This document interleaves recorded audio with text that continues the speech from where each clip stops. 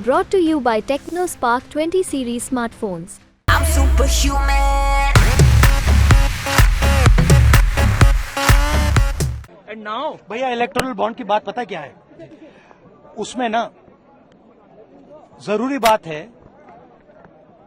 नाम और तारीखें, डेट्स। अगर आप नाम और तारीख को देखोगे तो आपको पता लगेगा कि जब उन लोगों ने इलेक्टोरल बॉन्ड दिया है उसी के एकदम बाद उनको या तो कॉन्ट्रैक्ट मिला है या फिर जो सीबीआई का उन पर इंक्वायरी हो रही थी वो हटाई गई है। तो ये प्रधानमंत्री पकड़े गए हैं, इसीलिए ये एएनआई को इंटरव्यू दे रहे हैं। मैं बता रहा हूं, सुनो, ये पकड़े गए हैं।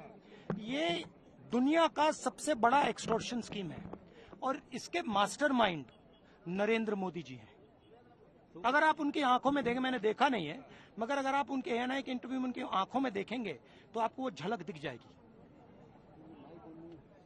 सब ये कह रहे हैं कि जो लोग आज इसका विरोध कर रहे हैं ना, वो कहेंगे बाद में पछताएंगे इस स्कीम के लिए। नहीं, विरोध की बात नहीं है। देखिए, आप प्रधानमंत्री से कहिए कि वो ये समझा दें कि एक दिन सीबीआई की इंक्वायरी शुरू होती है, उसी के एकदम बाद उनको पैसा मिलता है और उसी के एकदम बाद सीबीआई इंक्वायरी बंद हो जाती है।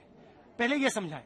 दूसरी बात, बड़ा कॉन्ट्रैक्ट, हजारों करोड़ रुपए का कॉन्ट्रैक्ट, इंफ्रास्ट्रक्चर का कॉन्ट्रैक्ट, ठीक है, कंपनी पैसा देती है, उसके एकदम बाद उनको कॉन्ट्रैक्ट मिलता है। यह भी प्रधानमंत्री समझा दे।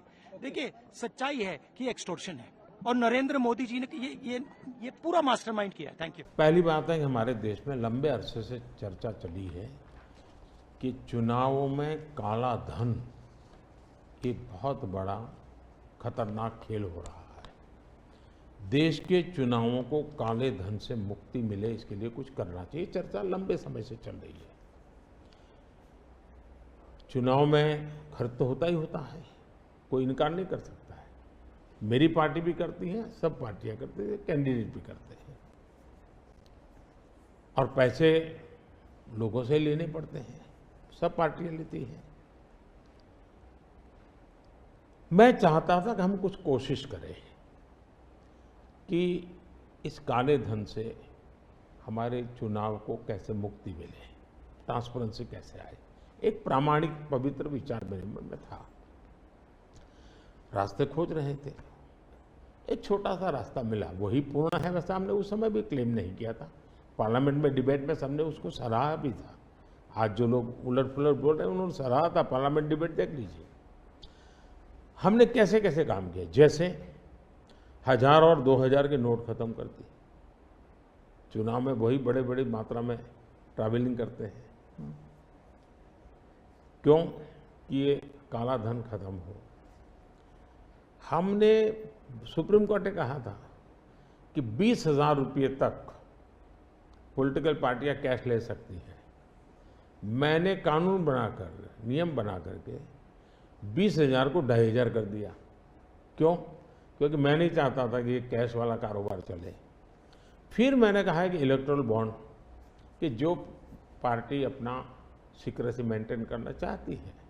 होता था क्या, जैसे हम पहले बीजेपी में चेक से पैसा लेंगे ये तय किया, तो सब व्यापारी लोग हमें आकर के कहें साहब हम चेक से दे ही नहीं सकते। हम कहा क्यों नहीं दे सकते? बोले हम चेक से देंगे तो हमें लिखना पड़ेगा, हम लिखेंगे तो जो सरकार है वो देखेगी कि ये विपक्ष को इतना पैसा दिया, तो हमें तो वो परेशान करेंगे। तो बोले हम तो पैसे देने के लिए तैयार है लेकिन चेक से नहीं देंगे। तो मुझे याद है हमारे 90 के दशक में जो चुनाव में हमको बड़ी दिक्कत आई थी, पैसे नहीं थे हमारे पास, और हम नियम लगा के बैठे थे कि हम चेक से लेंगे। देने वाले देने को तैयार थे, चेक से देने की इनकी हिम्मत नहीं थी। तो ये सारी चीज़ों का मुझे पता था।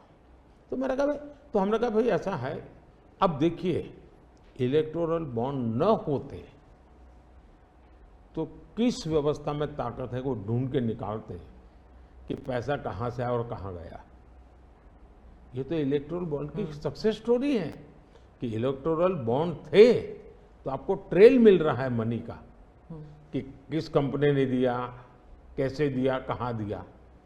अब उसमें अच्छा हुआ बुरा हुआ वो विवाद का विषय हो सकता है, इसकी चर्चा हो। मुझे जो चिंता है वो, मैं ये कभी नहीं कहता हूँ निर्णय में कोई कमी नहीं होती है। निर्णय तो चर्चा कर सीखते हैं, सुधारते हैं, इसमें भी सुधार के लिए बहुत संभावना है। लेकिन आज हम पूरी तरह काले धन की तरफ देश को धकेल दिया है, और इसलिए मैं कहता हूँ सब लोग पछताएंगे। जब बाद में ईमानदारी से सोचेंगे सब लोग पछताएंगे। अब देखिए इलेक्टोरल बॉन्ड का भी विशेषता देखिए कैसा झूठ चल रहा है। कुल देश में 3000 कंपनियों ने इलेक्टोरल बॉन्ड दिए हैं। उसमें 3000 में 26 कंपनियां ऐसी हैं जिन पर कार्रवाई हुई है। ये कहते हैं ना ईडी वीडी टिकना फला, 3000 डोनर है उसमें सिर्फ 26, और उनमें से 16 कंपनियां ऐसी थी छापा जब लगा उस समय बॉन्ड खरीदा। कोई जोड़ सकता है इसको।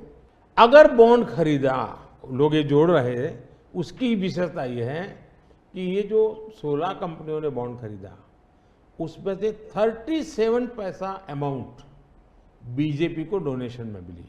37, 63% बीजेपी के विरोधी पार्टियों को मिली। अगर पूरे जोड़े जाएं तो हाँ। मैं ये 16 कंपनी जिसका ईडी सीबीआई कोई न कोई उस समय एक्शन भी हुआ और बॉन्ड भी निकला, 37% अमाउंट बीजेपी ने, 63 ऑपोजिशन को।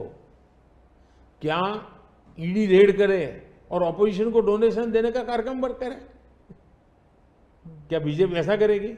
इसका मतलब कि 63% पैसा विपक्ष के पास जाए और आप आरोप हम पर लगाएं, लेकिन उनको गोलमोल बोलना है और भाग जाना है।